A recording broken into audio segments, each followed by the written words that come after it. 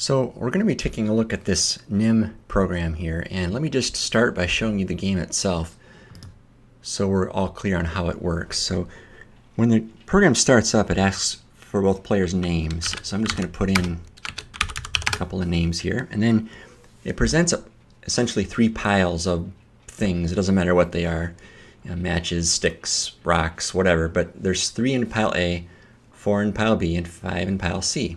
So then the first player is asked to choose a pile. So obviously if they pick something like D, it tells them it's an invalid choice. They have to enter A, B, or C. So let's say they choose A.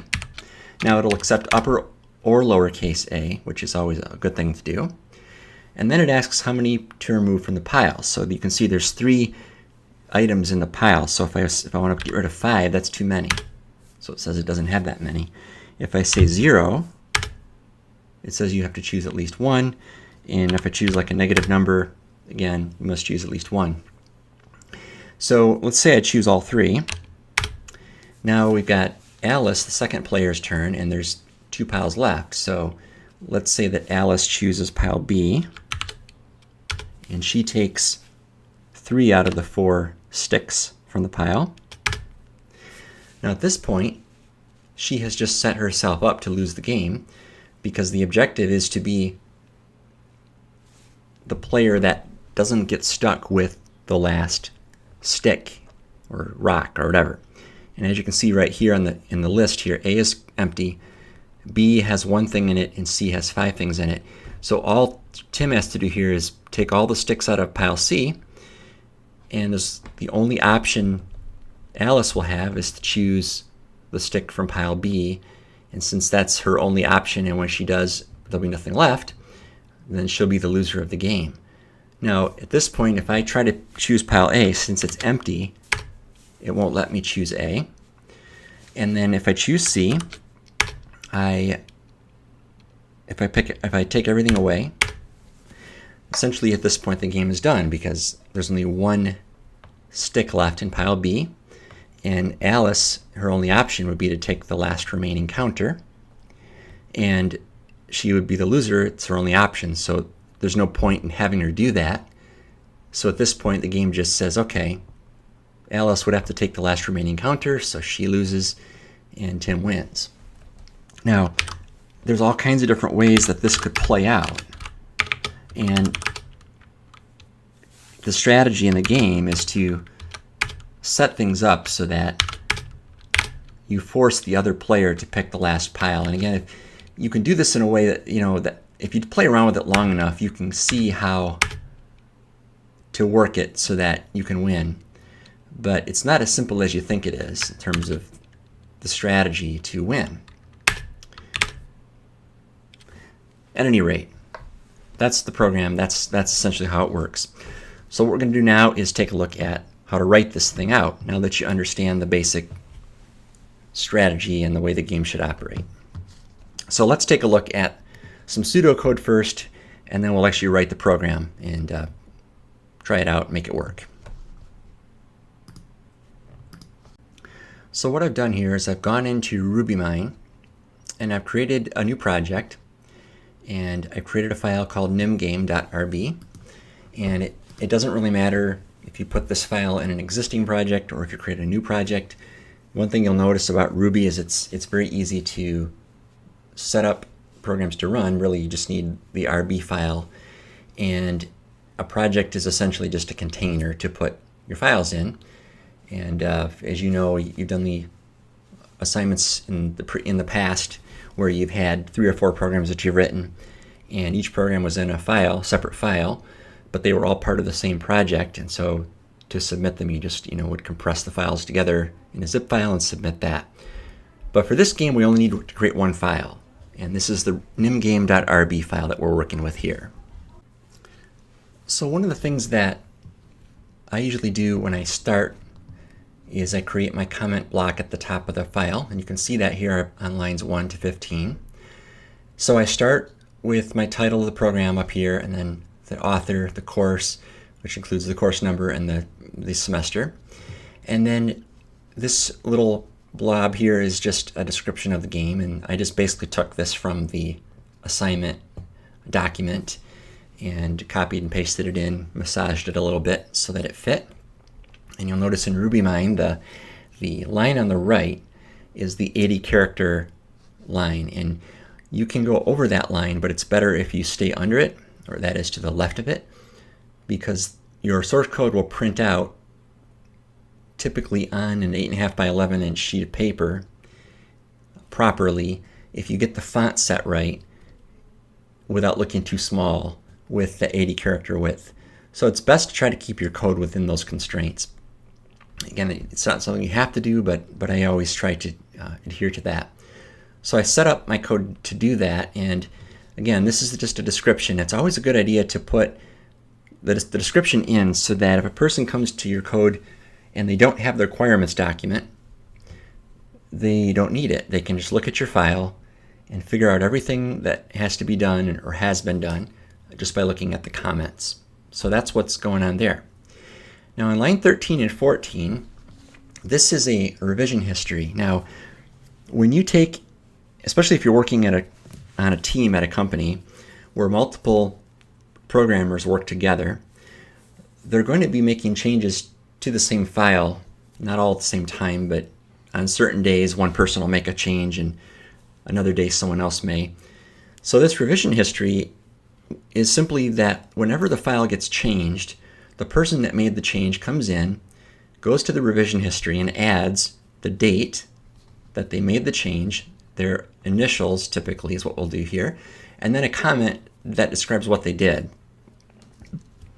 So since this is the first time I've saved the program, it's the initial draft, or initial version, if you will, I just put created in there since I'm the author of the program. So that's essentially tells you, okay, it was created on June 3rd by this person, and anyone else that comes along later to make any changes can add their history comment in. And it also helps if you're in a system where you have a source control system where the software keeps track of the changes.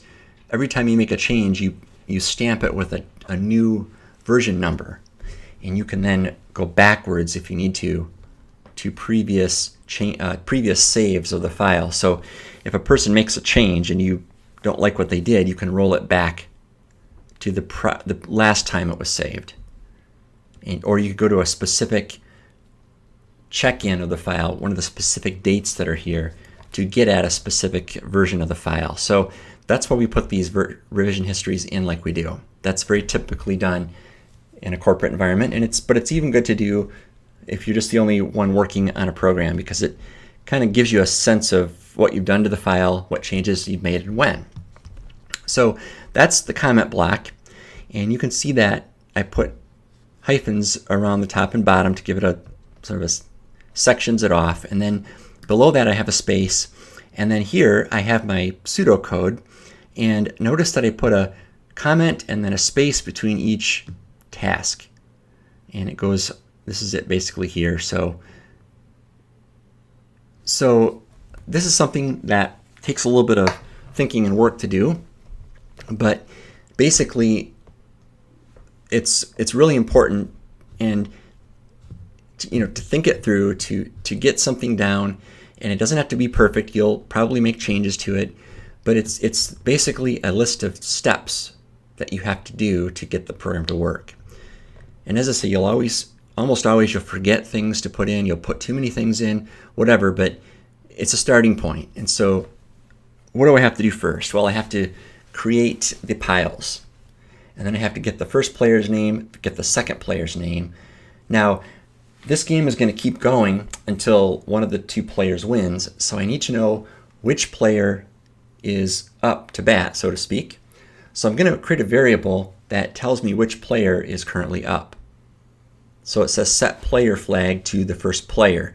So there's going to be a loop. In fact, you can see the very next comment. It says begin game loop that runs as long as more than one stick exists.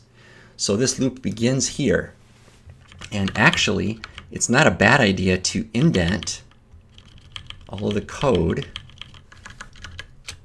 within the loop like this. So I highlighted this block of code and I hit the tab key and it indented it over. So now you can see here that the loop starts on line 25. All this code is inside the loop, and then the end of the loop is here.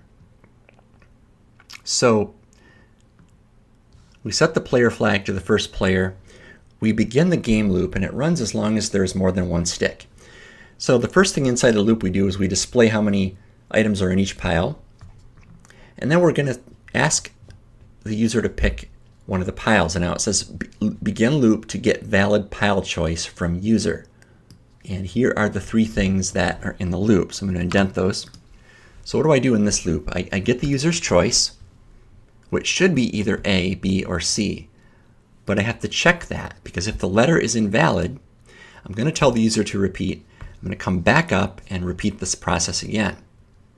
So it says if letter is invalid, tell user to repeat. Otherwise, it says map letter to array index. So my strategy here is to create an array of 3 elements, and elements in an array are indexed numerically, in our case 0, 1, and 2. So I'd want to map pile A to index 0, pile B to index 1, and pile C to index 2. So I'm going to do that mapping here. Now if the letter is valid, so they chose one of the 3 piles, but the pile is empty, that's another problem. So if that happens, then we're going to tell the user to choose another pile. So when they make a choice, we have to make 2 checks before we can say it's acceptable. Once this loop is satisfied, we have a valid pile. So the next thing we're going to do is get the stick count. In other words, how many sticks do they want to take from this pile? So again, we have a loop here, so I'm going to indent this code. Now it says get count. So the user is going to type a number. That number has to be between 1 and the max value of the pile. So if there's 4 items in the pile, the number they choose has to be between 1 and 4. However, what the user can't do is take all the remaining sticks. So if there's like 2 piles and there's 1 pile left with 5 sticks in it, they can't take all 5 sticks. They have to take up to 4 and then leave 1 behind, and that's the way they would win the game. So this check here makes sure that the user doesn't take all the remaining sticks in the game. So there are 2 checks here that we have to make in order to ensure that the value or the number of sticks they want to take from the pile is valid. So these 2 loops get our pile and count and make sure that they're valid. At the end of those 2, then here the next task is to remove the items from the pile. So actually deduct the items out of the particular pile. Once that's done, it may be the end of the game. So we have to check to see if the game should continue or not. So it says loop if game should keep going. So if the game should keep going, we're going to come back up. And now one thing I forgot to put in is this. Switch to next player. So in other words, if player 1 was up, now we're going to switch to player 2. And then we're going to come back up here to the loop top, go through the process for player 2. If the game should keep going, we're going to switch back to player 1, go back up, run through the loop for player 1. It's not over yet, switch to player 2, go back anyway. And as long as there's more than 1 stick left, we do this. Now, if there's only 1 stick left, then the game should not keep going, in which case it will fall out of the loop and hit line 55. And in that situation, we would display the winner and, by inference, the loser. And that's it.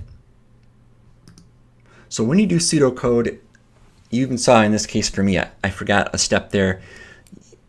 It's not the end of the world if you forget a step or 2 or 3, but you want to try to get a good handle on what needs to be done, because once you have all of this in place, then you can just basically start filling in the pieces.